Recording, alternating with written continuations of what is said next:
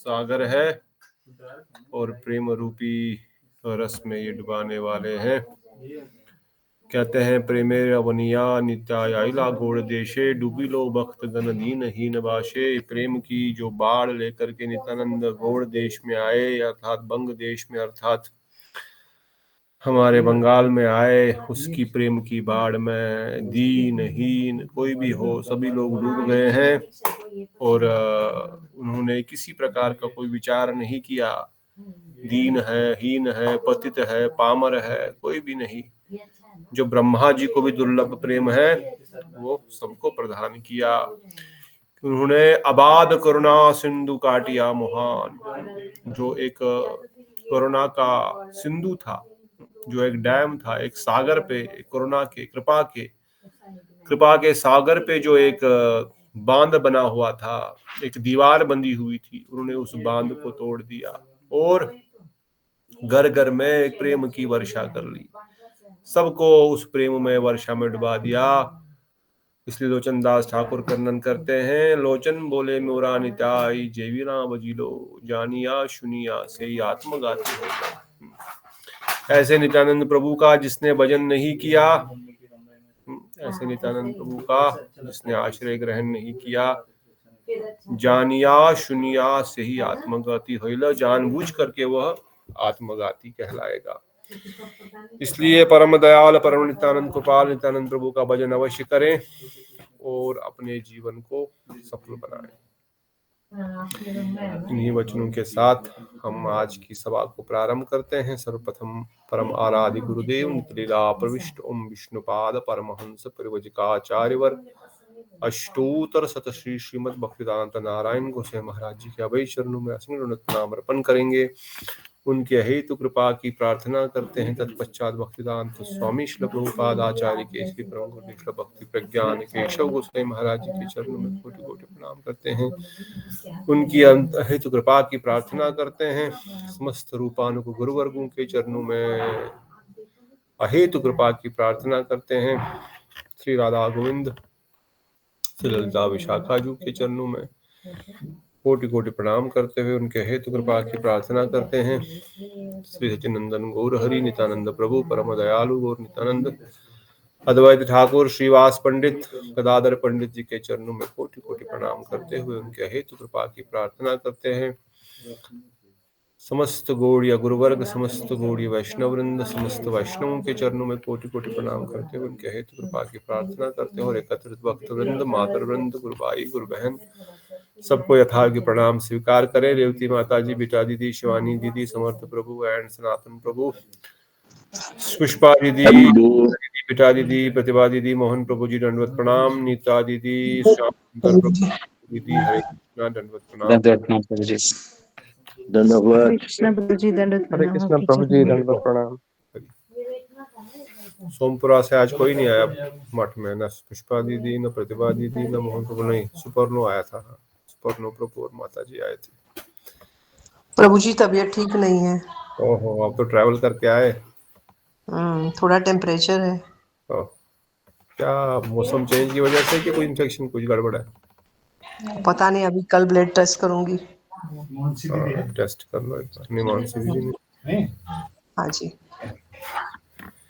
ठीक है। अपना ध्यान रखिए सब लोग और भजन करते रहिए। श्रीमद् भागवत अमृत के प्रवेश करने से पहले एक बार प्रणाम करते हैं।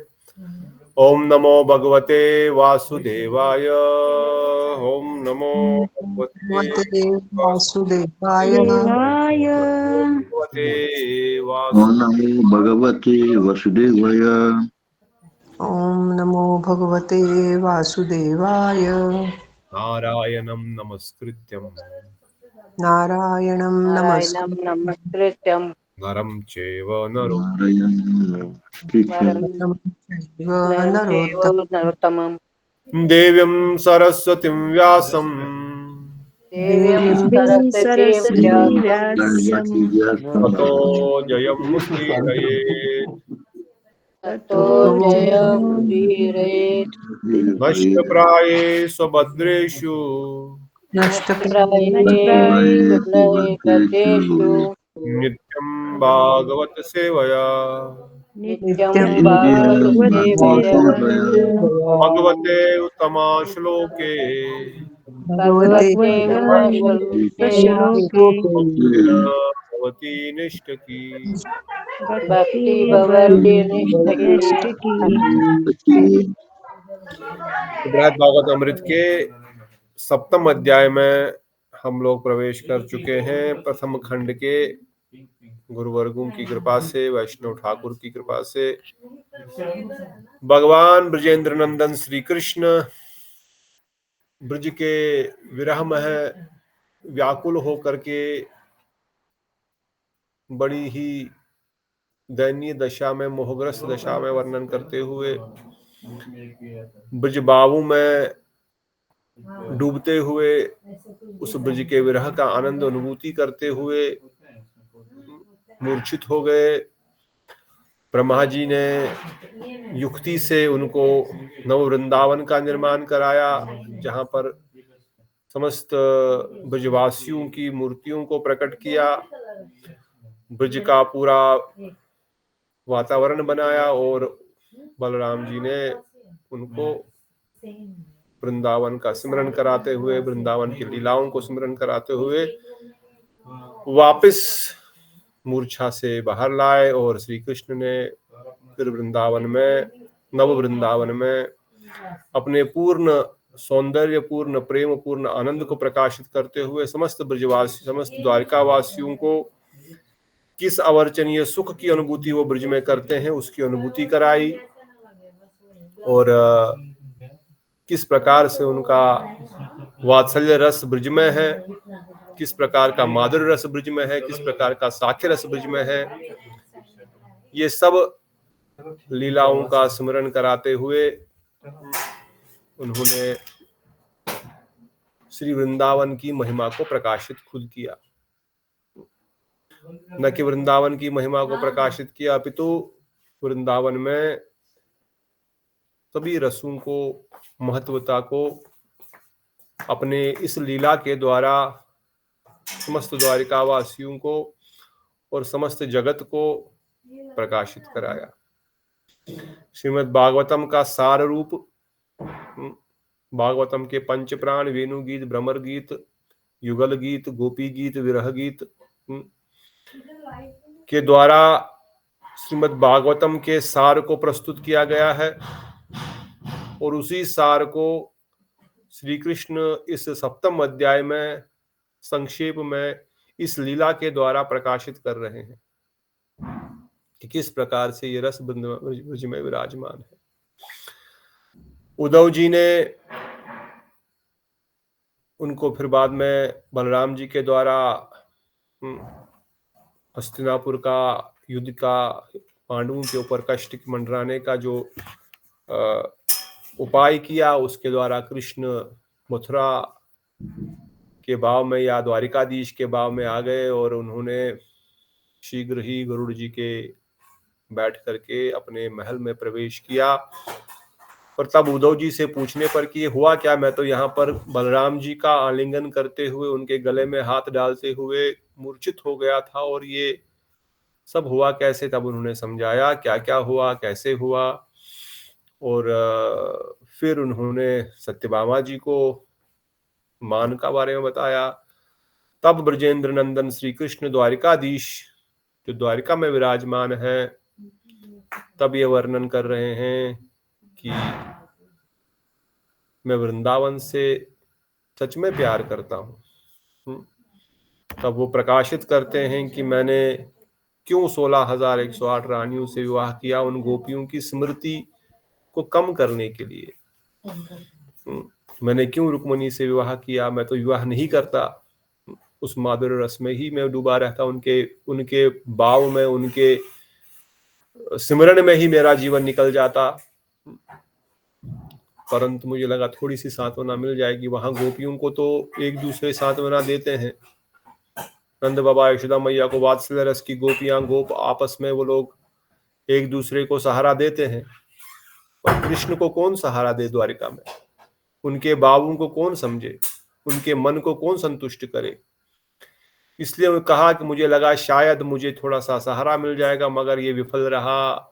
मुझे नहीं, मैं अपने हृदय की बात किसी भी रानी को नहीं कह सका, क्योंकि वो उन भावों को समझ ही नहीं पाएंगी। उद्धव जी को भी भेजा, थोड़ा सा उनके, वो भी उन्हें थोड़ी ट्रेनिंग मिली, तो इसलिए उद्धव जी से कभी कभार कुछ कुछ बातें अपनी शेयर करते हैं और कहते हैं इस द्वारिका में मेरे भावों को, मेरे बातों को कौन समझेगा। और ये भी कहते हैं कि मैं तो शपथ लेता हूं कि अगर आप ब्रजवासी कहें तो मैं अभी इसी क्षण सबको छोड़ दूं, पर वो कदापि ऐसा नहीं करेंगे, क्योंकि वह परम करुण है, वो परम दयालु है। वो कभी नहीं चाहेंगे कि मैं आप सबको छोड़ करके आपको दुख के महासागर में डुबा करके उनके पास चला जाऊं, क्योंकि उनसे बढ़कर प्रेमी दया कोई किसी में नहीं है। इसीलिए मैं यहाँ पर द्वारिका में हूं, और अदरवाइज मैं यहाँ पर एक क्षण के लिए भी नहीं रुकता। तो इस प्रकार से स्वयं वृंदावन की महिमा को प्रकाशित कर रहे हैं, स्वयं ये प्रकाशित कर रहे हैं कि वृंदावन में किस प्रकार से वह गोपियों के भाव में, गोपियों के सिमरन में निरंतर डूबे रहते हैं। और कहते हैं कि मैंने किस प्रकार से वृंदावन में सबको आनंद प्रदान किया। जो श्रीमद् भागवतम का सार है दशम सिकंद का सार स्वयं भगवान श्री कृष्ण प्रकाशित कर रहे हैं कि किस प्रकार वृंदावन में जो सचल है वो अचल हो जाते हैं। प्रेम की बाढ़ में आकर के, प्रेम विभोर होकर के जो रीति है वो उल्टी हो जाती है। नदियां उल्टी बहना शुरू कर देते हैं, पेड़ चलना शुरू कर देते हैं, मनुष्य जो चलते फिरते हैं वो स्थावर हो जाते हैं, स्तब्ध हो जाते हैं उनको देख करके।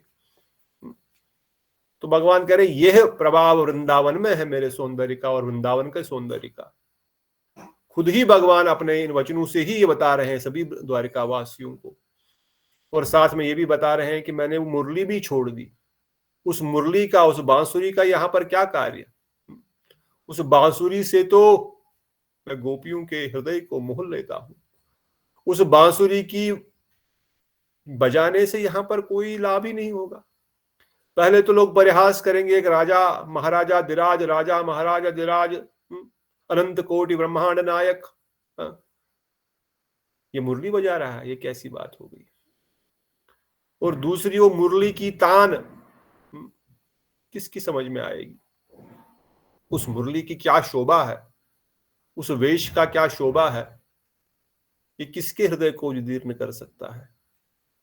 इसलिए तो मैंने अपनी मुरली भी यहां पर नहीं बजाई, कभी मुरली में रखता ही नहीं। द्वारिका में तो मुरली में रखता ही नहीं हूं। इसलिए अगर चंद्रमोहन प्रभु से पूछा जाए रुक्मणी द्वारिकाधीश के पास मुरली क्यों है, तो चंद्रमोहन प्रभु इसका उत्तर नहीं दे पाएंगे, क्योंकि चंद्रमोहन प्रभु को अमोघ लीला प्रभु से पूछना पड़ेगा, अमोघ लीला प्रभु को रुक्मणी रमन प्रभु से पूछना पड़ेगा। रुक्मणी रमन प्रभु बृहद भागवतम पे पूरी कथा किए हैं, परंतु रुक्मणी द्वारिकाधीश के हाथ में मुरली क्या कर रही है द्वारिका में, ये कोई नहीं जानता, है ना चंद्रमोहन प्रभु जी या माता जी? कोई इस प्रश्न को वहां पे पूछेगा तो शायद आंसर मिल भी जाए, या नहीं पूछेंगे तो शायद डंडे भी पड़े। इसलिए नहीं पूछेंगे, नहीं पूछना ही ठीक है। इसलिए गुरुदेव वर्णन करते हैं तात्पर्य में यही रसाभास है। जब शास्त्र में प्रवेश न है, शास्त्र में प्रवेश न होने के कारण एक रस में दूसरे रस का आभास हो जाता है। क्यों? क्योंकि ब्रजेंद्र नंदन श्री कृष्ण खुद कह रहे हैं कि मैं तो द्वारिका में कभी बांसुरी नहीं बजाता, मैं यहां पर बांसुरी कभी किसी को नहीं दिखाया। ये बांसुरी वृंदावन का धन है, वृंदावन की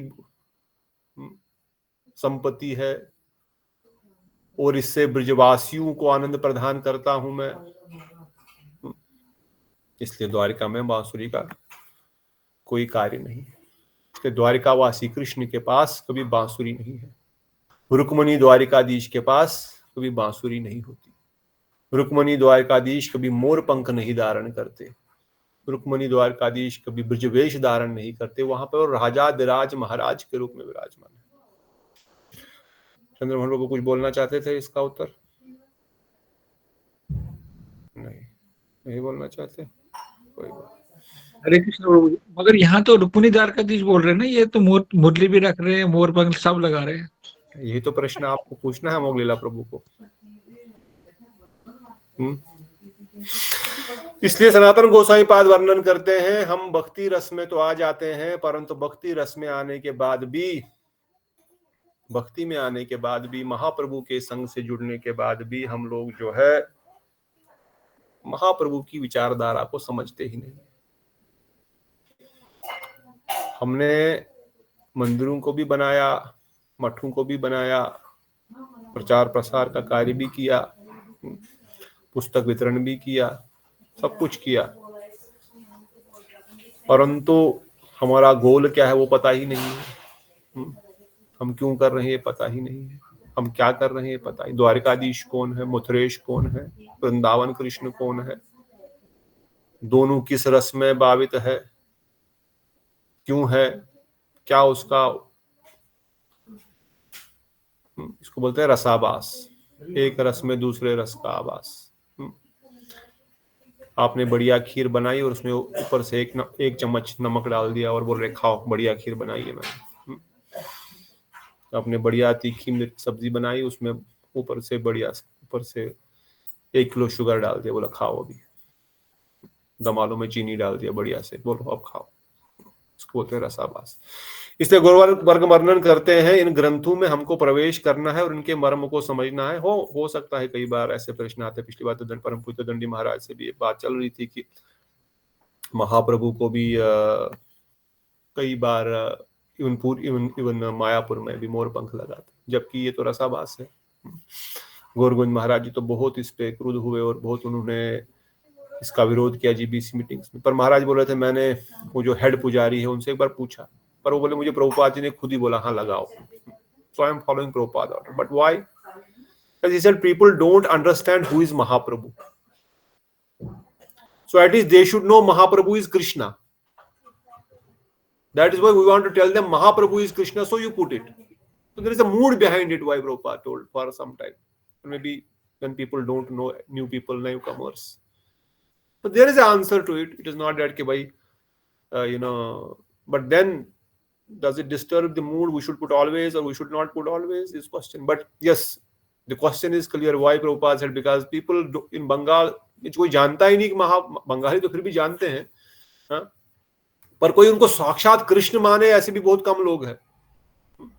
इसलिए जब इनको मोर, अच्छा ये मोर पंख तो कृष्ण, अच्छा ये भगवान कृष्ण है क्या, इसलिए बहुत ज्यादा हमारे इस्कॉन मंदिरों में भी होते हैं ये कौन है कृष्ण, अच्छा ये राधा कृष्ण, दो ही होते हैं, राधा कृष्ण होते हैं, गौर निताई होते हैं या सीताराम लखन होते हैं। अच्छा ये कृष्ण बलराम होंगे और ये राधा कृष्ण, अगर वहां पर लिखा नहीं तो नीचे लिखा था गौर निताई। अच्छा ये गौर निताई कौन, अच्छा ये कृष्ण है ये बलराम है, ओहो ठीक है। अब दूर से पता लगे कि मोर पंख धारण किया तो हो सकता है। So the point here is there can be answer to every question, there can be logic behind it for sure, but जब हम चीजों को रस के दृष्टिकोण से देखेंगे तो ये रसाभास है। जब हम चीजों को बाहर प्रचार के दृष्टिकोण से देखेंगे तो हो सकता है ये भी ठीक ही हो, रुक्मिणी द्वारकाधीश भी हो सकता है ठीक ही हो, आई don't no but I am just saying. But अगर रस के दृष्टिकोण से चीजों को देखेंगे, तत्व सिद्धांत के दृष्टिकोण से चीजों को देखेंगे तो फिर ये गलत है। तो ये कहते हुए ब्रजेंद्र नंदन श्री कृष्ण ने फिर आगे जाकर के मैंने वृंदावन क्यों नहीं गया इसका स्पष्टीकरण दिया कि मैं वृंदावन क्यों नहीं गया। आप सब लोग बोल रहे वृंदावन एक बार जाओ एक बार जाओ, तो मैं क्यों नहीं जा रहा हूं वृंदावन, इसका क्या कारण है, क्या कारण दिया था भगवान ने, who remembers? बोलो जी, कौन है यहाँ पर कथा में, पुष्पा दीदी है क्या? प्रभु जी क्या पूछा आपने, फिर से जरा बोल रही? मैं पूछ रहा हूँ भगवान वृंदावन क्यों नहीं गए एक बार भी द्वारिका से? हरे कृष्ण प्रभु जी एक तो जो कथा हो रहा था तो आपने बोले कि तो अभी तो 1000 चतुर्युग तक गोपियों के साथ रासलीला किया है, तो अभी अभी तो रासलीला किए हैं और फिर जल्दी भी तो जाना है, तो फिर तो यही भी एक कारण था जो भगवान श्री कृष्ण ने बताया। और एक कारण था कि जब जाएंगे तो फिर जब एक दिन के लिए जाएंगे तो गोपियों और वो लोग समझेंगे कि एक दिन के लिए आए हैं, तो जो उनका जो भाव है, जो रस है, वो तो सही से आस्वादन नहीं कर पाएंगे, उनका विरह का फिर से उनको महसूस होगा, क्योंकि आप अभी तो कल ही चली जाएंगे, जितने में आनंद होगा उतना ज्यादा उनको विरह होगा। तो ये भी एक रीजन आपने बताया था प्रभु जी। बहुत सुंदर, सही है कि कहीं ब्रजवासी बावी विरह के दुख से व्याकुल होकर के 1-2 दिन के लिए भगवान से मिलेंगे तो और कष्ट होगा उनको, ये एक विचार है। बावी 1-2 दिन के लिए आया है मिलने के लिए कोई, और बहुत उनके बगैर वो 1 सेकंड भी नहीं देख सकते। कम से कम विरह में तो आएंगे आएंगे आएंगे, इस विरह में अपने आप को जैसे जैसे संभाल रखा है। अब आ गए और ये भी पता है कल चले जाएंगे, परसों चले जाएंगे, तो फिर तो और भी कष्ट होगा, इसलिए वो जाते नहीं है।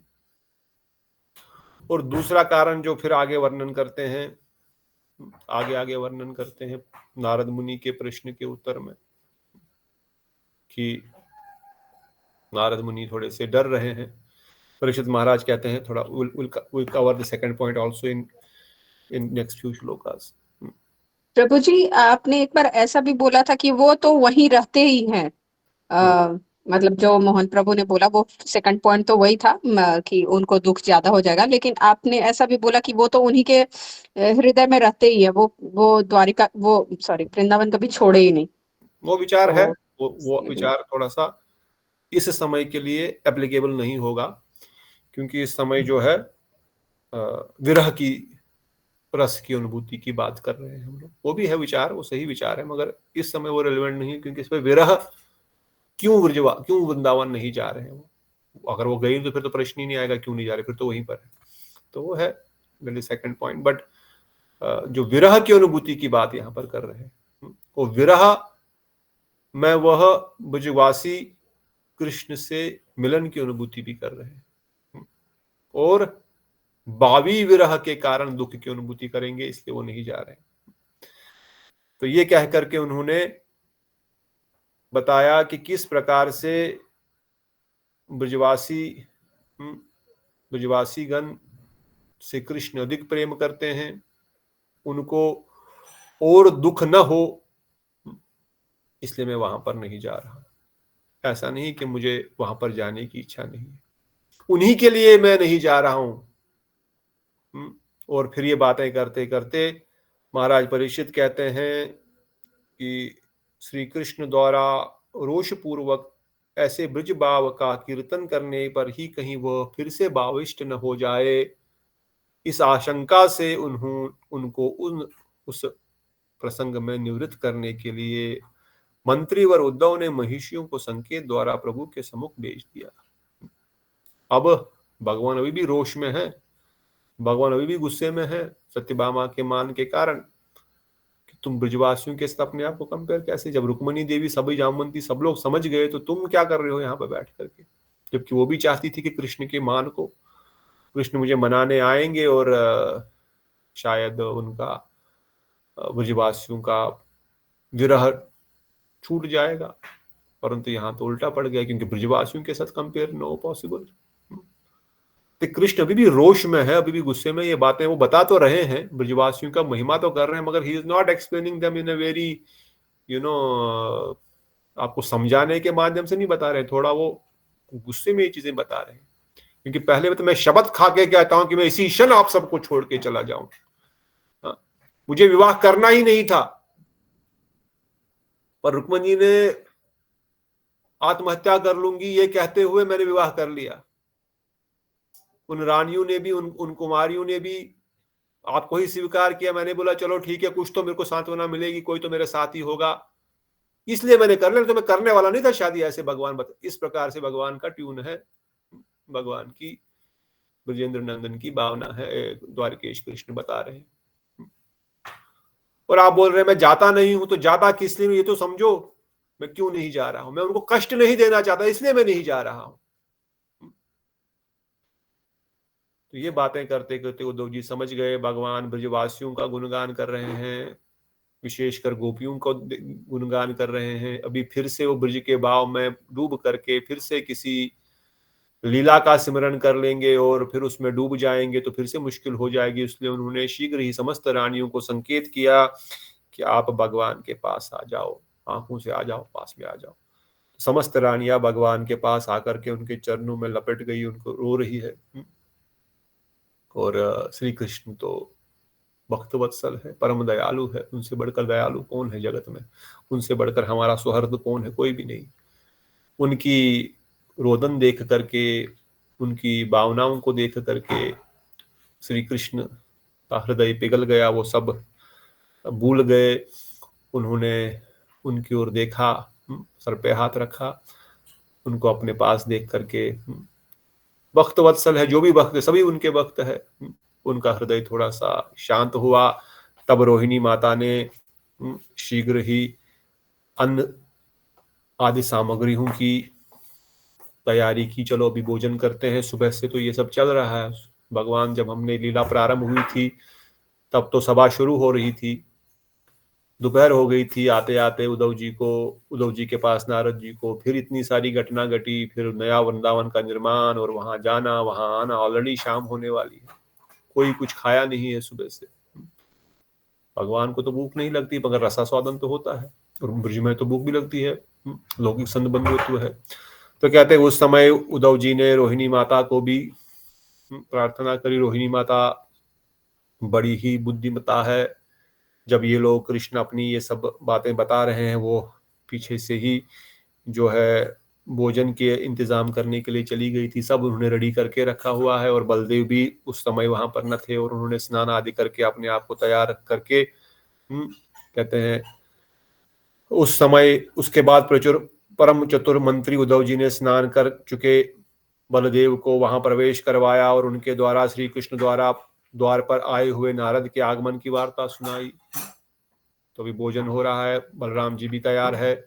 बलराम जी फटाफट रेडी होकर के आ गए थे, क्योंकि सुबह से कोई स्नान आदि भी नहीं किया हुआ है, सब लोग गेट पे खड़े हुए हैं। जब से नारद जी आए हुए हैं तब से भी लीला चल रही है। 11 बजे 10-11 बजे से लेकर के सभा में दोपहर हो गई, शाम होने को आ गई, ये सब हो रहा है। तो बलराम जी भी बोले चलो दाऊ, चलो भैया, क्या बोलते हैं उनको, चलो कान्हा, अब कुछ भोजन खाते हैं, चलो बहुत अभी चलो, अब चलो चलो चलो अभी चलो चलो। सखा भी है एक प्रकार से उनके। तो रोहिणी आदि उनको माता भोजन परोसती है, रानियां अलग अलग पकवान खिलाती है। और इतने में उद्धव जी कहते हैं कि नारद जी भी आए हैं, उनके बारे में बता दो। तब बलदेव वर्णन करते हैं कि नारद जी सुबह से वेट कर रहे हैं। कहते हैं उस समय अंतर्यामी नंदन मुस्कुराते हुए कहने लगे, आज नारद जी पहले की तरह क्यों नहीं आ रहे हैं? आज उनको किसने यहाँ आने से रोक दिया है? ये नारद मुनि पहले की तरह क्यों नहीं सीधे अंदर आ रहे हैं और बात कर रहे हैं? वो दौड़ पर क्यों खड़े हैं? इसका क्या कारण है? तो नारद जी क्यों नहीं सीधे अंदर आ रहे हैं? नारद जी तो हमेशा ही घुस जाते हैं, क्योंकि नारद जी के मन में चिंता भी है, थोड़ा भय भी है कि मेरी वजह से मैं यहाँ पर आ गया। मैंने ये प्रश्न पूछा, मैंने उद्धव जी को कहा कि आप भगवान के परम प्रिय भक्त है, इसलिए तो ये सारा बातें यहाँ पर होने लग गई। ब्रजेंद्र नंदन द्वारिकाधीश तो अंदर लेटे हुए थे, तो जैसे तैसे अपने आप को संभाल रहे थे। थोड़ी देर में शायद बाहर आ जाते, पर रोहिणी की बातें, रोहिणी माता की बात सुन करके, देवकी माता की बात सुन करके, बलराम जी की बातें सुन करके, उनको ब्रजवासियों के प्रति उनका कोई प्रेम नहीं ऐसा सुन करके, और रुक्मणी देवी की बातें सुन करके कि वो किस प्रकार होते रहते हैं, वो तो भावविभोर हो गए और बाहर आकर के व्याकुल हो गए, और फिर ये सब घटनाएं घटी। इसका कारण मैं ही हूँ। इसलिए उद्धव जी कहते हैं हास्यपूर्वक, भगवान भी हास्यपूर्वक ही कह रहे हैं, अरे वो क्यों नहीं आए अंदर, ऐसा क्या, बाहर क्या कर रहे हैं? उद्धव जी हास्यपूर्वक कह रहे, प्रभु उनकी अपनी लज्जा और भय से उन्हें रोक लिया है। द्वार पर क्यों रुके हैं? बोलते लज्जा और भय के कारण रुके हैं। लज्जा क्यों आ रही है और भय क्यों आ रहा है? जब कोई बड़ा आदमी, बड़ा उम्र वाला बच्चों के सामने रो रहा हो तो कैसी शर्म आती है, और जिसके कारण से उसको ये रोना आ रहा हो या रो रहा हो तो उसको भी शर्म आती है, अरे मैंने तो ऐसा क्या किया, मेरी वजह से तो ये रो रहे हैं यार, सबके सामने उनको रोना पड़ा, सबके सामने ऐसी घटना, इसलिए उनको लज्जा आ रही है। और डर ये है कि स्वयं भगवान है, जानते हैं नारद मुनि तो ये कोई साधारण पुरुष नहीं है, ये तो स्वयं भगवान है, अनंत कोटि ब्रह्मांड नायक है, ये भी तो जानते हैं, ये बोध भी तो उनको है, ज्ञान कर्म से तो भक्ति ढकी हुई है ना उनकी, वो तो जानते हैं स्वयं भगवान है, इसलिए कहते हैं वह अंदर नहीं आ रहे हैं, भय भी है, लज्जा भी, इसलिए भगवान श्री कृष्ण ने खुद उठ करके द्वार पर जाकर के उनका स्वागत किया, क्योंकि वो ब्राह्मण है। भगवान श्री कृष्ण द्वारिका में जब रहते हैं गृहस्थ के नाते समस्त प्रकार के गृहस्थ कर्म का पालन करते हैं। क्यों करते हैं? क्योंकि भगवान कहते हैं कि मैं इस बात को सिद्ध करके बता रहा हूं कि गृहस्थी व्यक्तियों को गृहस्थ धर्म का पालन किसी भी अवस्था में करना ही चाहिए। जो भी गृहस्थ की जो सेवाएं हैं, जिस प्रकार की जो भी सेवा है वो उनको करनी ही चाहिए। अदरवाइज जब भगवान खुद कर रहे हैं, कल को लोग बोलेंगे कि भगवान ने नहीं किया और हम क्यों करेंगे, नहीं। इसलिए भगवान सुबह उठ करके अपने माता पिता के पैर भी छूते हैं। आजकल तो बोलते हैं क्या पुराने जमाने की बात है, कि नहीं, इसमें आपका सांसारिक कल्याण भी है, इसमें आपका विद्या का कल्याण भी है, इसमें आपका धन संपदा का कल्याण, everything beneficial. It is not just some formality कि माता पिता के पैर छूना है, बड़े बुजुर्गों के पैर छूना है। चरणों में महाविष्णु साक्षात निवास करते हैं, शरीर के अगर अंगों का डिवीजन किया जाए तो चरणों का स्पर्श मतलब साक्षात भगवान का स्पर्श करना है, माता पिता का, बड़ों का। इसलिए भगवान श्री कृष्ण सुबह उठ के रोज माता पिता के चरण स्पर्श करते हैं, रोज सूर्य को जल देते हैं। वो तो भगवान है, ये क्या है? नहीं, जो विधि विधान है खुद पालन करते हैं। फिर ब्राह्मणों को भोजन कराना अपने हाथ से, सभी जो गृहस्थी नियम के पालन, धर्म पालन करते हैं। और अब नारद मुनि आए हैं तो स्वयं ब्रह्म ऋषि नारद है, और यहाँ पर कृष्ण एक गृहस्थी के लीला कर रहे हैं, और वो महर्षि है, वो ब्रह्मचारी है, वो सन्यासी है, और गृहस्थी का कर्तव्य है ब्रह्मचारी सन्यासी का सेवा करना। इसलिए भगवान ने खुद उठ करके नारद मुनि को द्वार से अंदर बुलाया, अंदर ला करके उन्होंने कहा, आप मुझे प्रसन्न करने के लिए ही सदा व्यग्र रहते हैं, आप मुझे आनंद प्रदान करने के लिए बहुत ही हमेशा ही उत्सुक रहते हैं। अतएव हे रसिक जनों में उत्तम, आपने मेरा अत्यंत हित किया है। क्योंकि नारद मुनि के मन में भावना है कि मैंने भगवान को लज्जित कर दिया, मैंने उनके प्रति अपराध कर लिया, कहीं वो मुझे डांट न दे। क्योंकि भगवान देखा कितने गुस्से में थे सत्यभामा के साथ, क्या बोला, जाओ उस मूर्ख सत्यराजित कन्या को लेके आओ, इतना इस प्रकार का शब्द, और मैं अभी शपथ लेता हूं छोड़ दूंगा सबको, ऐसी बात भगवान नारद जी भी बोल रहे हैं। बिना बताए सुदर्शन चक्र न चल जाए, क्योंकि चक्र तो वेट करता है। परंतु भगवान परम दयालु नारद मुनि भी जानते हैं, कहते हैं आपने कोई अपराध नहीं किया है, आपने उपकार किया है मुझ पर, आप सदा ही मुझे रोमांचित करने के लिए, आनंद प्रदान करने के लिए कुछ न कुछ उपाय करते रहते हैं, और इसलिए आपने मुझ पे कोई अपराध नहीं किया, आपने बड़ा ही अच्छा कार्य किया। क्या किया आपने? आपने प्रियजनों के विरह रूपी दावानल के वेग से अंतकरण में तीव्र संताप उत्पन्न होता है, उससे असीम शोक प्रकट होता है, तथा उस शोक के कारण हृदय अत्यंत दुखी होता है। क्या अगर यद्यपि प्रथमता पहले स्टार्टिंग में देखो, अब इसको हम इसमें सनातन गोस्वामी पाद भी आगे वर्णन करते हैं। ये संसारिक दृष्टिकोण से भी अगर हम देखा जाए, टीका में लिखते हैं कि कई बार किसी से आप प्रेम करते हैं और अब उसका किसी कारण से वो दूर रह रहा है, उससे दूरी हो गई है, पर जो उसके साथ हमने समय बिताया है उसका स्मरण करने से हृदय में आनंद की अनुभूति होती है।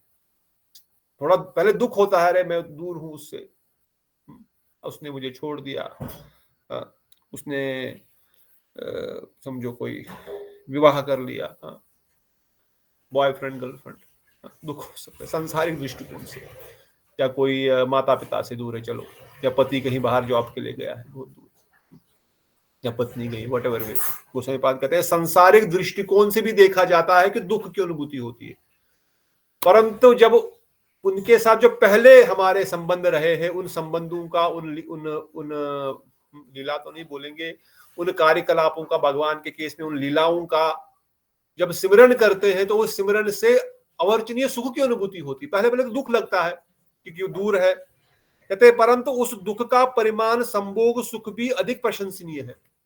उस दुख के परिमाण, दुख का परिणाम संभोग सुख भी अति प्रशंसनीय, क्योंकि वह निश्चय ही किसी एक अवर्चनीय और मनोरम आनंद की सुपुर्दी करवा रहा है जो केवल रसिकों के द्वारा अनुभव होता है।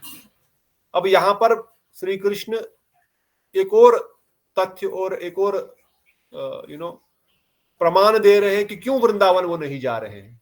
एक तो हमने पहले सुना, अभी दूसरा दे रहे हैं, ये भी समझना। ये बहुत, इसमें बहुत ज्यादा जो तत्व विचार है, रस विचार है, सब है। अब कितना समझ में आ रहा है तो आप जितना ध्यान से सुन पाएंगे तो समझ में आ जाएगा होपफुली, और जितना भी समझ आए समझने का प्रयास करें, तो बाद में फिर से पढ़ें या बाद में सुने।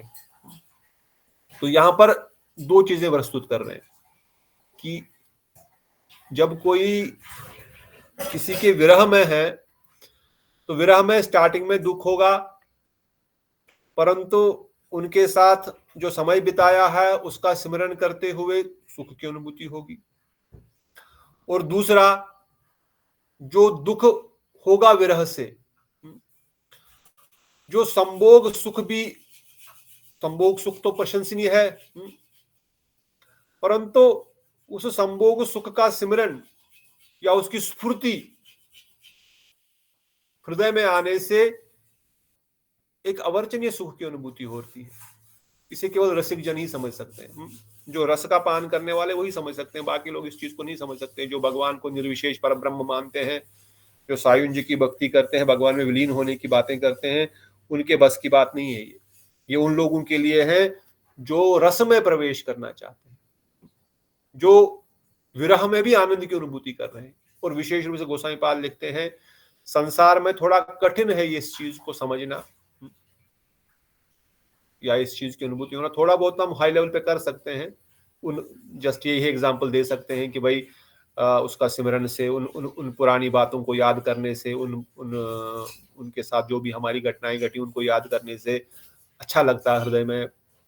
भले ही वो नहीं है पास में, मगर केवल उन चीजों को याद करने से ही वो सब बातें याद आ जाती है और हृदय में अंदर से एक आनंद की अनुभूति, क्योंकि everything is enjoyed through mind और mind is remembering those things.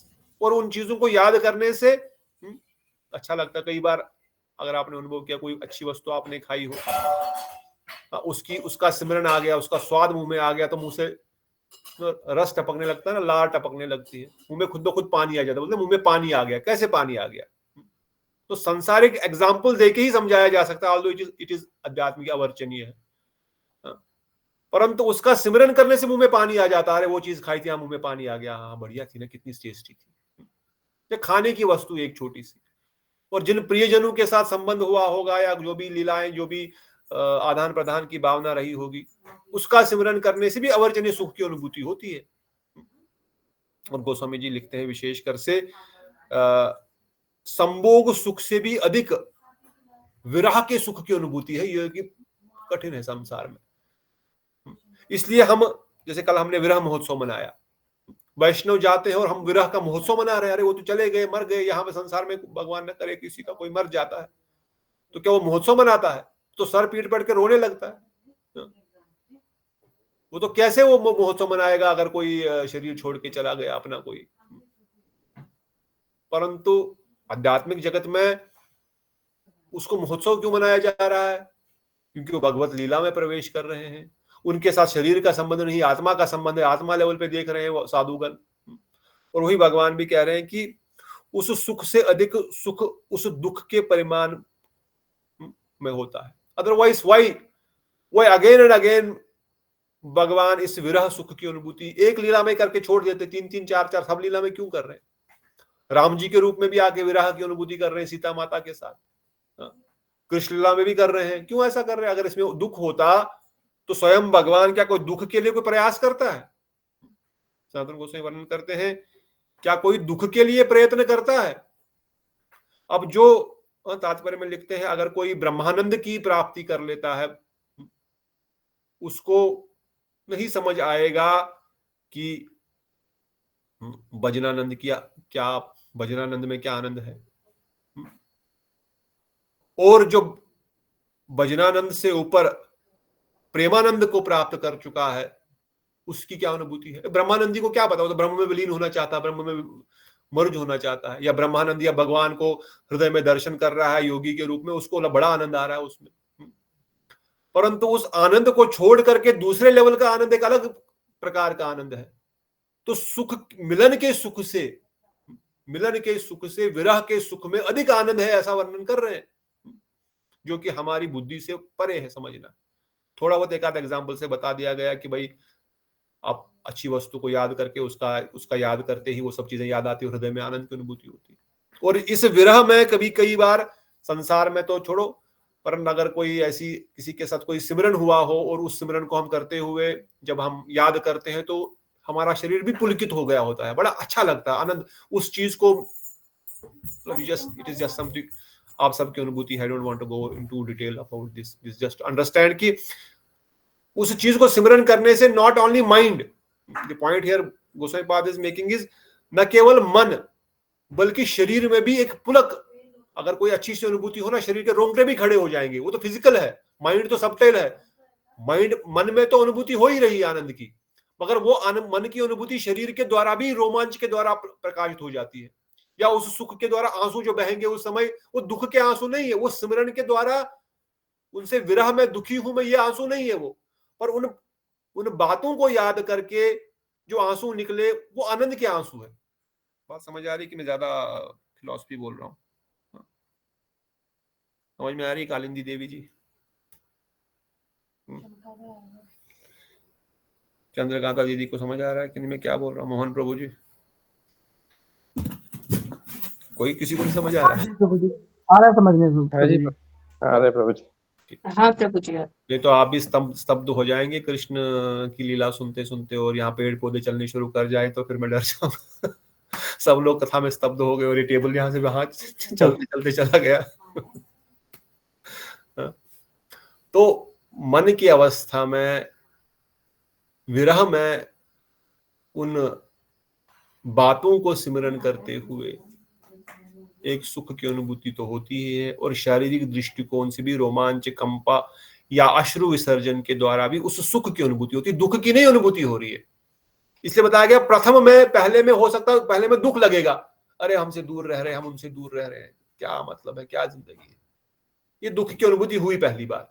मगर फिर उन चीजों को, उनके साथ जो समय बिताया उनको याद करते करते मन में भी सुख की अनुभूति हुई है, आंखों से आंसू भी आ रहे हैं, पर वो आंसू दुख के नहीं है, पहले वाले जो विरह था उसके नहीं है, वो उस सिमरन के उन पास टाइम्स के, उनके साथ रहते हुए के, उनका सिमरन करने से वो सुख के आंसू है। दोनों में अंतर होगा, दोनों में गर्माहट में अंतर होगा और स्वाद में भी अंतर होता है, ऐसा गुरुजन वर्णन करते हैं। ये तो संसारिक बता रहे हैं, संसार में कितना इससे ज्यादा एग्जाम्पल दे सकते हो भाई।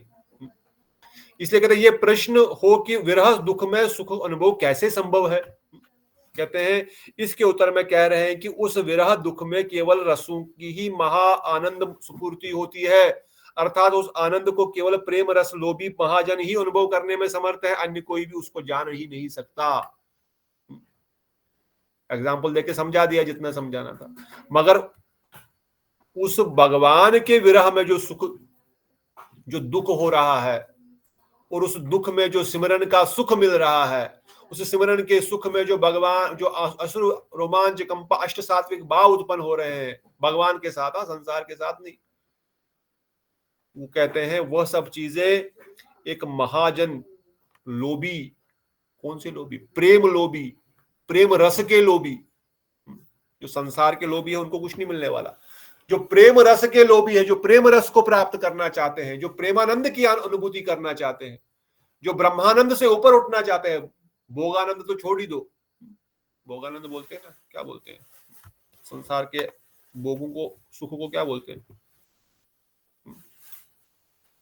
क्या बोलते हैं शिवानी दीदी?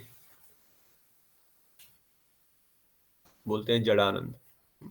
जो जड़ वस्तु, जो डेड मैटर के द्वारा सुख की अनुभूति करना चाहते हैं, उनको क्या बताएंगे ब्रह्मानंद की वस्तु क्या चीज है? नाम करते करते हरे कृष्ण कृष्ण कृष्ण हरे हरे राम करते करते करते करते करते करते नाम करते करते आंख बंद कर करके, इसमें भी एक आनंद, अवर्चनीय आनंद की अनुभूति होती है कि नहीं होती है? किसी को होती है? सनातन प्रभु ड्रॉप्ड, उनको होती है, because you can see him crying like a baby while he is chanting sometimes maybe always, but sometimes I can see. और ऐसे ही नहीं बस आंसू बह रहे नहीं, ऐसे रह गया सांस दम दब जाएगी, इतना रोते हैं नाम करते करते, कैसे ऐसे आंसू आ रहे हैं? इनके ब्रह्म प्रेमानंद, ये भावानंद की अनुभूति है। तो इस प्रकार से इसका कारण है कि विरह के उत्पन्न शोक दुख से शांत होने पर चित्त सदैव संपूर्ण रूप से प्रसन्न होकर संभोग सुख प्राप्त करने होने की बात महासुखी हो जाता है। इसीलिए ब्रजवासियों के पास भगवान नहीं जा रहे हैं, क्योंकि वह उस विरह में जो है संपूर्ण प्रसन्न होकर संभोग सुख से भी अधिक सुख की अनुभूति कर रहे हैं। इसी चीज को यहाँ पर बता रहे हैं कि वो दुख प्रगाढ़ होते होते उस सिमरन को प्रगाढ़ करते करते ऐसा संभव हो जाता है। ये सत्य है। कहते हैं दुख के परिमाण में अथवा किसी परिपक्व अवस्था में आनंद की स्फूर्ति किस प्रकार विश्वास करने योग्य है। ये कैसे बातें कर रहे हैं आप? दुख इतना बढ़ गया और बोल रहे सुख की अनुभूति हो रही है, कैसे? गोसाई बात ने कुछ नहीं छोड़ा, आपके मन में जो प्रश्न आ सकता ना तात्पर्य में सब बता दिया। उतना पढ़ेंगे आप तो और भी अच्छा लगेगा। तो ये सत्य है, इस पे कैसे विश्वास? क्यों सत्य है? क्योंकि इस विषय में अपना अनुभव ही प्रमाण है। अर्थात प्रिय व्यक्ति के विरह में भी चित्त दुख सुख की स्फूर्ति होने पर ही सुख स्फूर्ति करता ज्ञात न होने पर भी अपनी अनुभूति ही इस विषय में प्रमाण है। आपकी अनुभूति इसका प्रमाण है, जो मैंने ऑलरेडी डिस्कस कर चुके हैं कि संसार में भी अगर कोई व्यक्ति से हम दूर हो जाते हैं, उसका स्मरण करने से थोड़ा सा सुख की अनुभूति हो जाती है। इसमें बहुत अच्छा तात्पर्य उन्होंने दिया है, डिटेल दिया है, परंतु हम आगे बढ़ेंगे क्योंकि द टॉपिक वाज नारद मुनि's blessings, but try to understand also कि आध्यात्मिक जगत में इतना ही समझना है कि आध्यात्मिक जगत में विरह भी सुख की अनुभूति कराता है। अदरवाइज भगवान रामचंद्र जी सीता से विरह की अनुभूति नहीं करते। वो भगवान है, उनको क्यों दुख चाहिए? वो क्यों दुख की अनुभूति करेंगे? वो तो आनंद है, आनंद कंद है, वो तो साक्षात ब्रह्मानंद है, वो सच्चिदानंद स्वरूप है। वो क्यों दुख की अनुभूति करना चाहेंगे? अगर भगवान ही दुखी हो जाएंगे तो संसार कहां से सुखी होगा? हम बदजीवों का क्या होगा? तो भगवान कभी दुखी हो सकते हैं क्या? कभी अगर भगवान ही दुखी होंगे तो वो तो फिर क्या बोलेंगे? हम सब संसार वालियों की हम सब बदजीवों की तो बात ही क्या है? भगवान उस समय भी विरह सुख की अनुभूति कर रहे हैं सीता माता की खोज करने के लिए। ब्रजेंद्र नंदन द्वारिका में आकर के उस विरह सुख की अनुभूति कर रहे हैं। इतना ही नहीं, उस विरह सुख की अनुभूति ठीक से न समझने के कारण वो महाप्रभु सच्चिदानंद गौरहरि के रूप में फिर से अवतरित हुए, अलग से कर रहे कि नहीं। तो जगन्नाथपुरी में उस प्रेम सुख की अनुभूति को अनुभव कर रहे हैं कि नहीं कर रहे? कभी सिंह द्वार पे कछुए जैसे छोटे हो रहे हैं, कैसे संभव है? विरह में भगवान श्री कृष्ण के राधा भाव स्वलितम नौमी कृष्ण स्वरूपम छोटे से हो रहे हैं। अष्ट सात्विक भाव कैसे प्रकट हो रहे हैं? उस विरह की अनुभूति के कारण, उस विरह सुख की अनुभूति के कारण। और कभी 6 फुट के महाप्रभु 12 फुट के हो जाते हैं, कैसे समझ पाएंगे? उनके शरीर के सारे जॉइंट्स शरीर से अलग हो चुके हैं। मतलब यू कैन यू इमेजिन? सारी उंगलियां अलग अलग है, घुटने अलग पड़े हैं, सब अलग पड़ा हुआ। But why Radha Rani is not doing this? Why she is not able to do this? क्योंकि श्री कृष्ण, कोई बता सकता है इसका उत्तर? क्योंकि श्री कृष्ण स्वयं भगवान है। वो ऐश्वर्य समग्र वीर्यस्य, वो पूर्ण ऐश्वर्यवान है ना। उनके अंदर जब इन भावों की अनुभूति होगी तो ऐश्वर्य ऑटोमेटिक प्रकट हो जाएगा। उसको छुपा नहीं, कितना छुपा के रखेंगे? जितना भी छुपा के रखेंगे, दबा दबा के रख रहे हैं, मगर किसी न किसी रूप में परिवर्तित ऐश्वर्य हो ही रहा है। वो कछुआ बन के प्रकट हो रहे हैं। वो विस्तारित हो जा रहे हैं। क्योंकि भगवान है, भगवान उस अनुभव को ऐश्वर्य रूप में प्रकाशित कर रहे हैं ऑटोमेटिकली। सब लोग देख रहे हैं महाप्रभु इतने से हो गए हैं जगन्नाथ सिंह द्वार के पास पड़े हुए, इतने से छोटे से। ऐसे कैसे संभव हो सकता है? इतने बड़े महाप्रभु 6 फीट के इतने छोटे से कछुए जैसे हो गए। सब हजारों लोग देख रहे हैं महाप्रभु ऐसे पड़े, ये क्या हो रहा है? ये क्या कर रहे हैं? ये क्या स्वरूप है? अरे स्वयं भगवान है, तभी तो पता लग रहा है स्वयं भगवान है। 12 फीट फैल चुके हैं चारों ओर, ऐसा लग रहा है विशाल कोई पुरुष है। ये कौन है?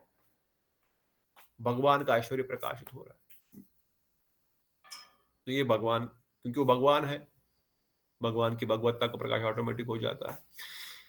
तो कहते हैं इसलिए अपने प्रियतम के विरह से संतप्त चित्त पुनः उसी भाव की अभिलाषा करता है और उस विरह का किसी प्रकार से अभाव न हो अत्यंत दुखी भी होता है। जिनके मत अनुसार विरह का ये विषय रुचिकर नहीं है, वह भी प्रिय व्यक्ति के स्मरण करने वाला जानकर इसे परम उपकारक मानते हैं। बताओ जरा इसका अर्थ, कोई बताइए अर्थ कोई तो। प्रतिभा दीदी बताइए। सब लोग, सब प्रतिभा की तबीयत ठीक नहीं है। शिवानी दीदी, शिवानी दीदी शायद सो गई, 9 बजे सो जाते हैं। फिर कौन बताएगा? ये नारद मुनि जो आए हैं, ये हैं, इस श्लोक का उत्तर चाहिए। प्रभु जी, क्योंकि विरह में सुख की प्राप्ति होती है, इसीलिए वो मतलब अपने प्रियतम से विरह की भावना रखते हैं और विरह में वो पुनः वो सुख प्राप्त करना चाहते हैं। जैसे कि इसमें बोला कि उस विरह का किसी प्रकार से अभाव होने पर अत्यंत दुखी भी हो जाते हैं। तो जैसे इसका मतलब है कि विरह से सुख प्राप्त होता है, क्योंकि जब विरह नहीं रहता तो वो दुखी भी हो जाते हैं और इसलिए विरह भी रुचिकर हो जाता है ऐसे। ठीक, अभी आप तात्पर्य पढ़िए पुष्पा। यदि प्रश्न हो कि सुख के बाद दुख और दुख के बाद सुख, इस न्याय के अनुसार विरह से उत्पन्न शोक दुख के शांत होने पर प्रचुर आनंद की स्फूर्ति होती हो, किंतु शोक के समय तो केवल दुख ही होता है। अतएव उस अवस्था में, फिर से पढ़ो ना इसको, बड़ा सुंदर है। मतलब I don't know we should go so deep और नॉट, बट लिसन। ये प्रश्न हो कि सुख के बाद दुख और दुख के बाद सुख, इस न्याय के अनुसार विरह से उत्पन्न शोक दुख को शांत होने पर प्रचुर आनंद की स्फूर्ति होती हो तो हो। यहाँ पर ऐसे बता रही है, होती हो तो हो, उससे होती हो तो हो, किंतु क्या है? किंतु पढ़िए अभी। शोक के समय तो केवल दुख ही होता है। बताओ। अतएव उस अवस्था में आनंद की स्फूर्ति होना युक्तिपूर्ण नहीं है। ओके, उस टाइम आनंद नहीं होता प्रभु जी, बाद में होता है। बाद में पढ़ो, फिर आगे पता लगेगा आपको। ब्रह्मानंद से भजनानंद अधिक है तथा भजनानंद की तुलना में प्रेमानंद अधिक है, किंतु विरह से उदित शोक आरती के समय वह प्रेमानंद मिथ्या प्रतीत होता है। इसके उत्तर में कह रहे हैं कि नहीं, यह मिथ्या नहीं होता, क्योंकि विचार करने पर ऐसा ज्ञात होता है कि वह दुख भी सुख है। इसके समाधान के लिए इच्छेत इत्यादि पद कह रहे हैं। इच्छेत इस क्रिया में कर्ता विरही का चित्त है। अतएव प्रियतम के विरह में व्याकुल चित्त उस प्रकार के महाशोक आरती रोदन आदि भावों के स्थायी होने की फिर से इच्छा करता है तथा उन भावों का अभाव होने पर अत्यंत दुखी भी हो जाता है। व्यवहारिक रूप में भी देखा जाता है कि प्रियतम के विरह से व्याकुल चित्त में कभी भी वैसे भावों का अभाव नहीं होता। अतएव वह दुख नहीं है, अपितु सुख स्वरूप है। ऐसा मेरा मंतव्य है, क्योंकि कोई भी दुख की इच्छा नहीं करता। अतएव वह भाव दुख के समान प्रतीत होने पर भी सुख की चरम अवस्था को प्राप्त होने के कारण अत्यधिक महिमा युक्त है। यही अभिप्राय है। इसके लिए दृष्टांत है, यद्यपि अग्नि का ताप हिम की ठंडक के विपरीत है, तथापि पैर आदि अंगों द्वारा उस हिमखंड के स्पर्श से अत्यधिक ठंड लगने पर वह जलते हुए अंगों के स्पर्श अंगार जैसा प्रतीत होता है, किंतु यहाँ पर जलते हुए अंगारों के स्पर्श की प्रतीति मिथ्या है, अत्यधिक ठंडा ही सत्य है। उसी प्रकार विरह में भी ठीक है। दुख की प्रतीति मिथ्या है। थोड़ा सुख को ही सत्य जानना चाहिए, पढ़ लीजिए पूरा पढ़ लीजिए। किंतु भगवान के प्रियतम किन्हीं विरही जनों के विरह संबंधीय दुख में ही ऐसा सुख अनुभव होता है, सर्वत्र नहीं। इस प्रकार से उक्त प्रश्न का समाधान हुआ। यद्यपि भगवान अपने अधिकार अनुसार अथवा अपनी अनुभूति से विरह दुख के संबंध में कह रहे हैं, तथापि उनके द्वारा विरह आरती का वर्णन भक्तों से संबंधित ही समझना चाहिए, क्योंकि भक्तों में ही सदैव विरह आदि उदित होता है। तथापि यह मंतव्य गोपियों के अलावा अन्य भक्तों से संबंधित ही जानना चाहिए, क्योंकि गोपियों की विरह आरती तो कभी भी शांत नहीं होती, यहाँ तक कि संग होने पर भी भावी विरह की आशंका से उन्हें दुख उपस्थित हो जाता है। यदि प्रश्न हो कि गोपियां तो कभी भी भगवान के विरह ताप की इच्छा नहीं करती, क्योंकि विरह ताप की दशा में वे करोड़ों दावानलों की तुलना में अधिक ताप का अनुभव करती हैं। यथा दशम स्कंध में श्री उद्धव के प्रति गोपियों की उक्ति है, हे प्रभु, इन सब नदियों, पर्वतों, वन प्रदेशों तथा गायों और वेणु ध्वनि ने श्री बलदेव सहित श्री कृष्ण की सेवा की है। अहो, श्री नंद नंदन के श्री निकेतन पद चिन्हों द्वारा यह सब नदियां, पर्वत और वन आदि बार बार हमें उनका स्मरण करा देते हैं, इसलिए हम उनको भूलने में समर्थ नहीं हो पा रही हैं। तात्पर्य यह है कि श्री कृष्ण के स्मरण से ही गोपियों की विरह आरती वर्धित होती है, इसलिए वे कृष्ण को भूलने की इच्छा करती हैं। यद्यपि श्री कृष्ण की विस्मृति से उन्हें दुख नहीं होता, किंतु वे कदापि श्री कृष्ण को विस्मरण भी नहीं कर पाती हैं। पुनः यदि कहो कि वे विरह ताप की इच्छा ही क्यों करती हैं, इसके उत्तर में कह रहे हैं कि उन्हें सदैव अत्यधिक वेग से विरह दुख उदित होता है, जिसके कारण उन्हें सर्वाधिक सुख की अनुभूति होती है, ऐसा सिद्ध है। अतएव विरहानल भी उनके लिए उक्त व्याख्या के अनुसार सुख स्वरूप है। इस प्रकार अनंत भक्तों तथा श्री कृष्ण के प्रियतम जनों में गोपियों का ही अधिक महात्म प्रमाणित होता है। हमने पहले यह भी कहा है कि जिनके मत से यह विरह दुख रुचिकर नहीं होता, वे भी प्रिय व्यक्ति का स्मरण कराने के कारण इस विषय को परम उपकारी ही समझते हैं। अतएव उनके संबंध में भी ऐसा ही मंतव्य करना होगा। भी ऐसा मंतव्य आप करें और आगे बढ़ें। किसी भी प्रकार से प्रियतम के स्मरण को प्रेमी भक्तों के लिए जीवन दान समझना चाहिए। किसी भी प्रकार से प्रियतम के स्मरण को प्रेमी भक्तों के लिए जीवन दान समझना चाहिए, क्योंकि प्राण से भी अधिक प्रिय व्यक्ति का यदि कभी स्मरण हो जाए तो वह मरने से भी अधिक निंदनीय है। विस्मरण हो जाए, हाँ, तो वो मरने से भी अधिक निंदनीय है। तो इसलिए जो श्री कृष्ण नारद मुनि को भी बता रहे हैं, कोई बताना चाहता है इसमें कुछ आपको कुछ समझ आया हो, कुछ अलग या कुछ जो भी समझ आया हो? Anyone want to explain this तात्पर्य?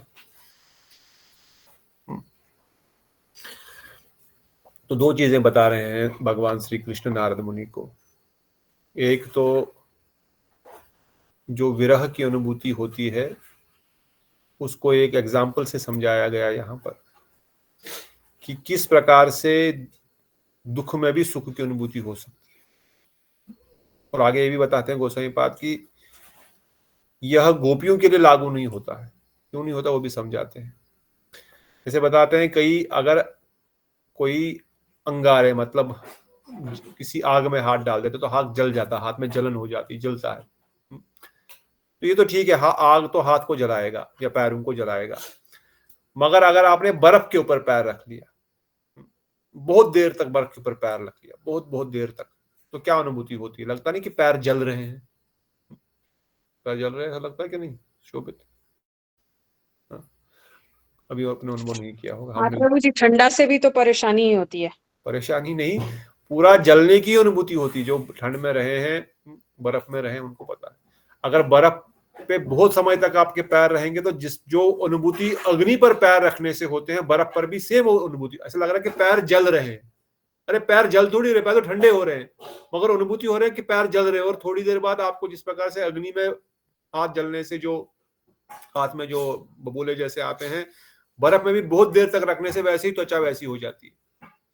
तो कहते हैं जो दुख की अनुभूति हो रही है, इस एग्जाम्पल से समझने का प्रयास कर रहे हैं कि जो विरह की अनुभूति है, जो अग्नि में हाथ डालने से जलन हो रही थी, और जो विरह में जलन हो रही है, या जो अनुभूति सुख में हो रही है किसी वस्तु की, वो दुख में भी उसी प्रकार की अनुभूति हो रही है। इस एग्जाम्पल से क्या, ऑल्दो पैर जले नहीं है, पैर ठंड के कारण जल गए, आग के कारण नहीं जले हैं, मतलब सुख के कारण अनुभूति नहीं हो रही है, दुख के कारण अनुभूति, विरह के कारण अनुभूति हो रही है, मगर अनुभूति उसी प्रकार की हो रही है। और साथ में ये भी बता रहे हैं कि पर ये गोपियों के लिए नहीं है, क्योंकि गोपियां तो कभी भी भगवान का विस्मरण चाहती ही नहीं है।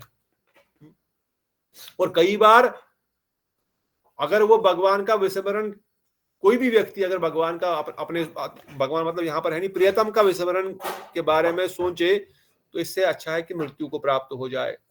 कोई भी अपने प्रियतम से विस्मरण कभी भी नहीं चाहता है। इसे यद्यपि आपने प्रमाणु के आप अपने प्राणों के समान प्रिय व्यक्ति का भी कभी भी स्मरण संभव नहीं होता है, तथापि किसी प्रकार से यदि उनका विशेष स्मरण हो तो वह जीवन दान के समान अत्यधिक आनंदप्रद होता है। अब अगर किसी कारण से प्रेमी पास में नहीं और उसका विस्मरण किसी कारण से हो गया, समझो कुछ और काम में लग गया तो भूल गए, मगर जो ही उनका सिमरन आ गया तो लगता है कि जीवन दान मिल गया। इसलिए वो सिमरन, वो अनुभूति विरह की अग्नि को शांत कर देती है और आनंद की अनुभूति कराती है।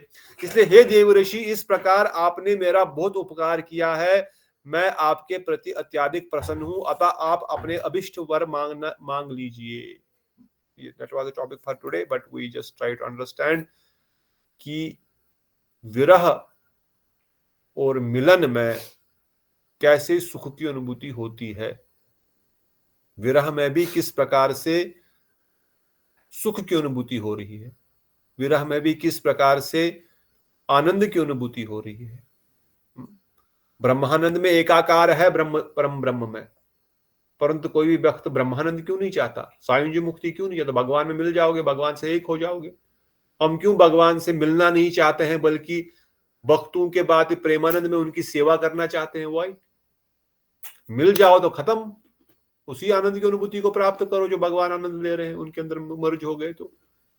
बट देन वाई रूप गोस्वामी सेइंग ब्रह्मानंद सायुज्य मुक्ति is the desire of Sayunji Mukti is like in Pishachini. Not saying it is bad, not saying it is not good, but it is saying it is like a Pishach, डायन की तरह है ये। भाई इतना गलत, डायन तो नहीं बोलते, कम से कम जैसे भक्त बोलते डायन तो नहीं बोलना चाहिए, तो गलत बात है। विशेषकर शंकर मत वाले तो इसको गुस्सा हो जाएंगे। भाई सायुंजी भी तो है, वो भी ठीक है, आपको नहीं पसंद है आप मत पसंद करो, मगर डायन तो मत बोलो इसकी डिजायर को। नॉट सायुंजी इज डायन, भगवान से मिलना डायन पिशाची नहीं हो सकता, मतलब डिजायर, अगर इच्छा भगवान से मैं मर्ज हो जाऊं, ये डायन पिशाची के समान है। तो ब्रह्मानंद की अनुभूति जिसको हुई है वो क्यों प्रेमानंद की अनुभूति चाहेगा? प्रेमानंद में तो दुख है, सेवा है, सब कुछ। यहाँ तो आनंद से बैठे, भगवान के अंदर मर्ज हो जाओ, भगवान में मिल जाओ और भगवान की तरह ही आनंद की अनुभूति करो। परंतु जिन्होंने प्रेमानंद की अनुभूति करी है वो ब्रह्मानंद को तुच्छ मानते हैं। ऑल्दो प्रेमानंद में सेवा भी है, विरह भी है, सब कुछ है, तो यू कैन इमेजिन कि प्रेमानंद में ब्रह्मानंद से कितना अधिक आनंद होगा। और इसीलिए जिन्होंने विरह की अनुभूति करी है भगवान के साथ, ब्रजेंद्र नंदन के साथ जो उठे हैं, बैठे हैं, उनका दर्शन किए हैं, उस विरह में भी किस प्रकार के आनंद की अनुभूति वो कर रहे हैं, उनका केवल स्मरण करने मात्र से ये केवल वो रसिक प्रेमानंद भक्ति ही जान सकते हैं। बाकी लोग खाली इसको अप्रिशिएट कर सकते हैं, मेरे जैसे बद्धजीव इसको अप्रिशिएट कर सकते हैं कि हाँ इतना आनंद की अनुभूति होती है, विरह में भी आनंद की अनुभूति होती है। Otherwise even in Goloka Vrindavan Dham why Shri Krishna is going to Mathura to kill Kansa. चलो इस जगत में तो चलो उनको धर्म का पालन करने के लिए है, भगवान आगे बता रहे हैं इस जगत में धर्म का पालन करने के लिए तुम जाना पड़ता है, बट गोलोक वृंदावन धाम में क्यों मथुरा जाते हैं? वो वहां पे कहां से कंस आ गया? वहां पे कहां से कंस आ गया? वहां पे कंस का क्या काम है? वहां तो कंस की अनुभूति है, इसलिए भगवान, पर वहां पर भगवान कभी एक दिन के लिए जाते हैं मथुरा, कभी 2 दिन के लिए जाते हैं, कभी हफ्ते भर के लिए जाते हैं, कभी सुबह जाते हैं शाम को आ जाते हैं, क्योंकि एक क्षण के लिए भी ब्रजवासी उनको देखे बगैर रह नहीं सकते, इसलिए सुबह जाकर के शाम को आ जाते हैं, दिन भर तो उनकी तड़पते रहते हैं। पर वो तड़प क्या है? वो विरह की आनंद की अनुभूति है।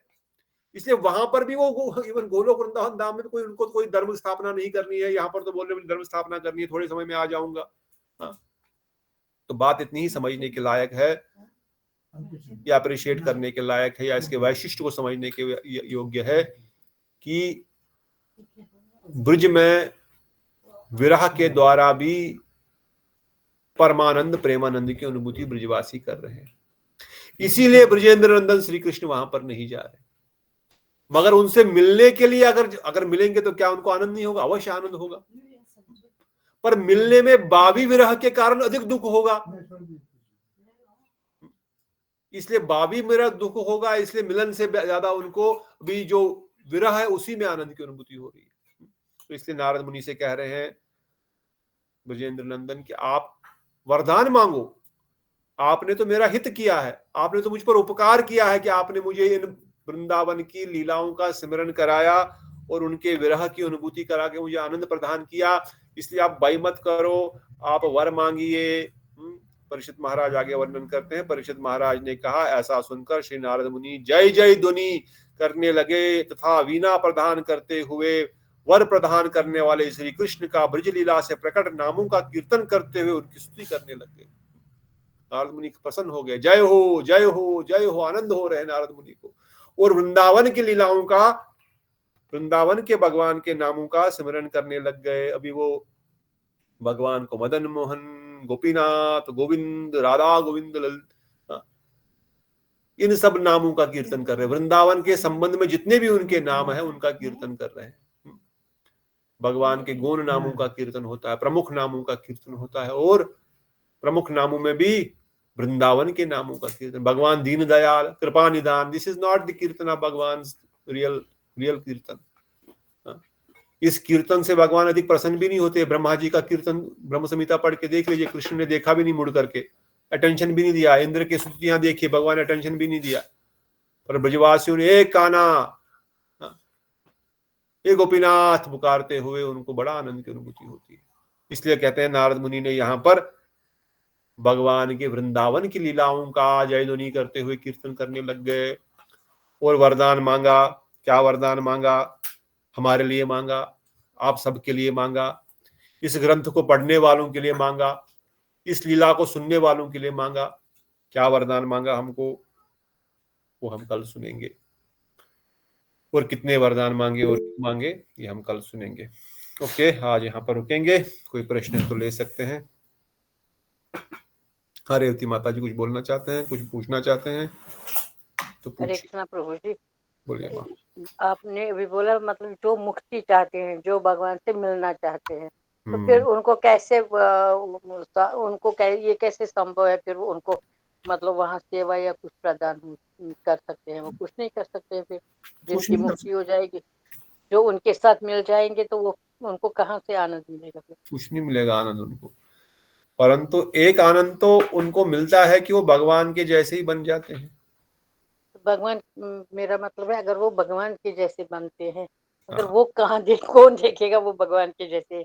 भगवान तो भगवान है, उनको कौन देखता है? फिर भगवान तो भगवान है, भगवान के शरीर में प्रवेश होकर के जो आनंद की अनुभूति भगवान कर रहे हैं भक्तों के द्वारा सायुंज में, उसकी अनुभूति कर सकते हैं। मगर जैसे आप कर सकते हैं, वो जब वो मिल ही गए उनके साथ, फिर कैसे अनुभूति कर? मिल ही गए तो अब मिल ही गए तो समझो कोई सो गया और स्वप्न में खो गया, वैसे ही हो गया। स्वप्न में खो करके वो आनंद ले रहा है, जो भी ले रहा है, पर वो सुख स्वप्न सुख के समान है।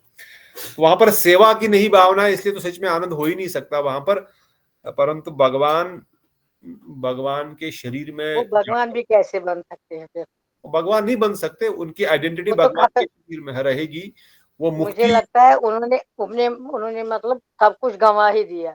गवा दिया। आपने सही विचार समझा है, सही पकड़ा है आपने बात को। परंतु अब हम तो गौड़िया वैष्णव है, गौड़िया वैष्णव है, तो हम लोग तो इसको समझते हैं। मगर बहुत सारे लोग इस पे जो है ना गुस्सा भी हो जाते हैं, क्योंकि शंकराचार्य ने कहा कि ब्रह्म में विलीन हो जाना ठीक है, और बाकी सब भी, रामकृष्ण मठ, अरबिंदो, और कौन है, रामकृष्ण परमहंस, बहुत सारे ऐसे संस्थाएं हैं जो कहते हैं कि मुक्ति मिल जाए। और बहुत सारे लोग यहाँ पर भी आपको मिलेंगे जो बोलेंगे बस हमको कुछ नहीं चाहिए, हम बस आराम करना चाहते हैं, न सुख चाहिए न दुख चाहिए, फिर से भगवत धाम में जाकर के भी क्या वही सेवा सुख दुख करना है। पर इसलिए अगर जो जिनको ये मुक्ति मिल जाती है वो फिर जन्म नहीं लेते हैं, फिर उनको मृत्यु लोक में नहीं आना पड़ता। नहीं, जन्म नहीं लेंगे वो, तभी तो मुक्ति होगी। मुक्ति का शब्द ही अर्थ है कि उनको दोबारा जन्म नहीं होगा। परंतु मुक्ति में सेवा नहीं है ना, सुख कहाँ से मिलेगा? मुक्ति को कहा गया है अत्यांतिक दुख निवृत्ति, जो दुख है वो नहीं होगा, मगर सुख कहाँ से पाओगे? सुख भी नहीं है। इसलिए महाप्रभु ने कहा मुक्ति शब्द का अर्थ है स्वरूपेन व्यवस्थिता, अत्यांतिक दुख निवृत्ति इज नॉट मुक्ति। दुखों से निवृत्ति को मुक्ति नहीं बोलते हैं। दुख हो रहा है, टांग में दर्द हो रहा है, नींद पड़ गई, दर्द भूल गया आदमी, तो इसका मतलब सुख है क्या? नहीं, केवल दुख से मुक्ति हो गई है, सुख की अनुभूति नहीं है। ऑल्दो आई मीन नॉर्मल दृष्टिकोण से हम तो गौड़िया वैष्णव की लेवल की बात करें, इसलिए गोसाई पाद कहते हैं ना कि प्रेमानंदी के लिए, जो प्रेम रस के महासागर को चख चुके हैं या उसको चखने की कथा ही सुन रहे हैं, उसके बाद उनका लोभ उत्पन्न हो रहा है, उनके लिए ये सब चीजें तुच्छ हो जाएंगी। मगर जो बेचारे कुछ जानते ही नहीं है, जो संसार के जड़ सुख में ही बाहर नहीं आ पा रहे, उनके लिए तो मुक्ति भी बहुत बड़ी बात है। जो कष्ट में पिस रहा है बेचारा अलग अलग प्रकार से, बोलेगा मुक्ति तो हो जाए, कुछ तो मिल जाए। That is the problem. तो बिल्कुल सही, भक्तों के लिए मुक्ति की कोई भी अभिलाषा नहीं है, और न तो हमारे को वो चाहिए, हम बस उनकी सेवा चाहते हैं। और हम जानते हैं उस सेवा में आनंद ही आनंद है, चाहे वो विरह का आनंद है या मिलन का आनंद, दोनों अवस्थाओं में आनंद ही आनंद है। ये बात अच्छे से समझनी है। इसलिए गोसाई पाद वर्णन करते हैं कि भक्त कल ये ना समझे कि वृंदावन में भी तो विरह होता है, हमको कष्ट होगा, भगवान से दूर हो जाएंगे। अरे वो कष्ट नहीं है, वो आनंद है। इसलिए उस विरह में भी आनंद की अनुभूति है। इस चीज को गोसाई पाद विशेष रूप से प्रकट कर रहे हैं।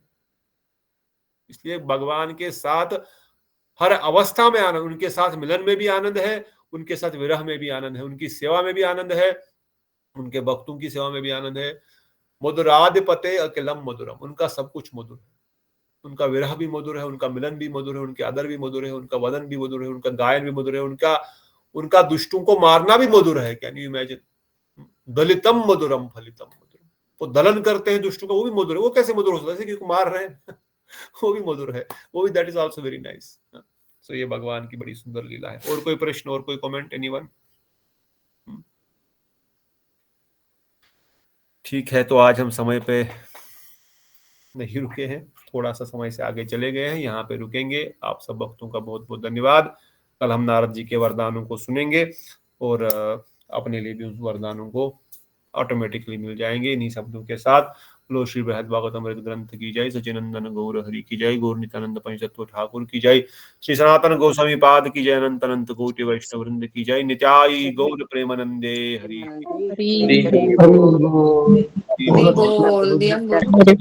हरे कृष्ण प्रभु जी, दंडवत प्रणाम। प्रभु जी दंडवत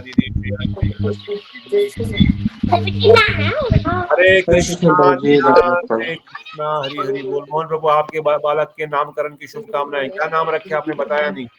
प्रभु जी कृतार्थ।